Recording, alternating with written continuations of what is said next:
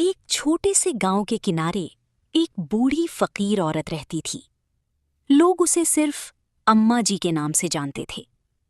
उसका घर मिट्टी की टूटी हुई झोंपड़ी था।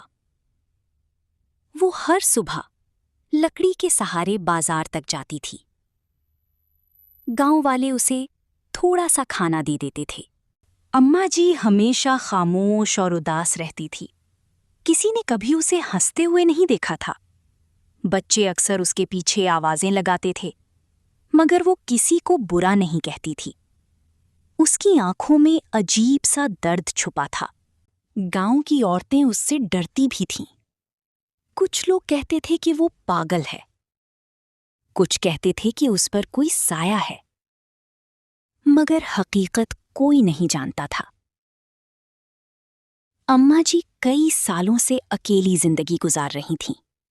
उसका ना कोई रिश्तेदार था, ना दोस्त। रात के वक्त उसकी झोंपड़ी से कभी कभी रोने की आवाज आती थी। लोग खौफ से उस तरफ नहीं जाते थे। एक दिन गांव में शदीद बारिश शुरू हो गई। हर तरफ अंधेरा और खौफ फैल गया। उसी रात अम्मा जी अचानक बीमार हो गईं। उसने गांव के एक लड़के को अपने पास बुलाया। उस लड़के का नाम हारिस था। हारिस दिल का बहुत नर्म इंसान था। वो फौरन अम्मा जी की झोंपड़ी में पहुंच गया। अम्मा जी की सांस बहुत तेज चल रही थी। उसके हाथ कांप रहे थे। उसने हारिस से कहा कि पूरे गांव को बुला लाओ। हारिस हैरान हो गया, मगर फौरन निकल पड़ा। थोड़ी देर में पूरा गांव वहां जमा हो गया।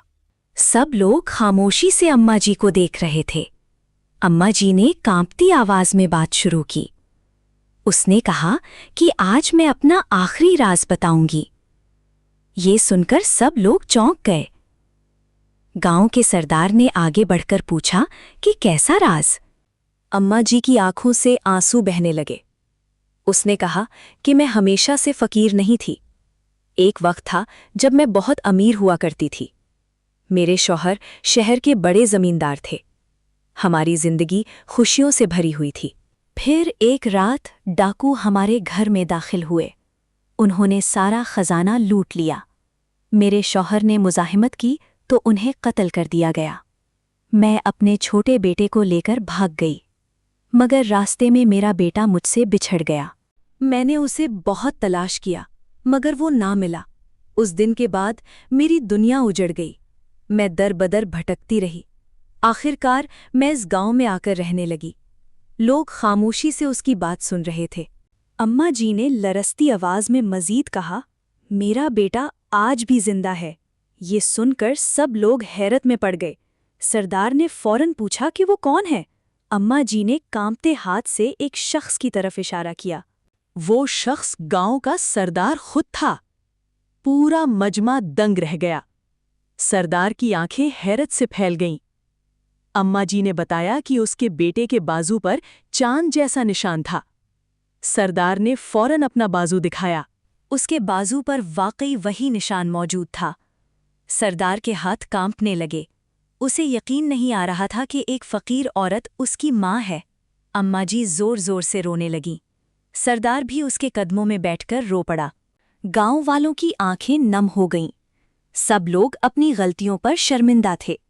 जिन लोगों ने अम्मा जी को हकीर समझा था, वो सर झुकाए खड़े थे। अम्मा जी ने अपने बेटे का हाथ मजबूती से पकड़ लिया। उसके चेहरे पर कई साल बाद सुकून नजर आया।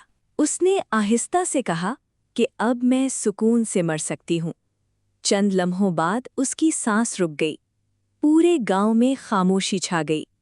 उस दिन के बाद किसी ने किसी गरीब को हकीर नहीं समझा, और अम्मा जी का आखिरी राज हमेशा के लिए गांव की सबसे हैरानकुन कहानी बन गया।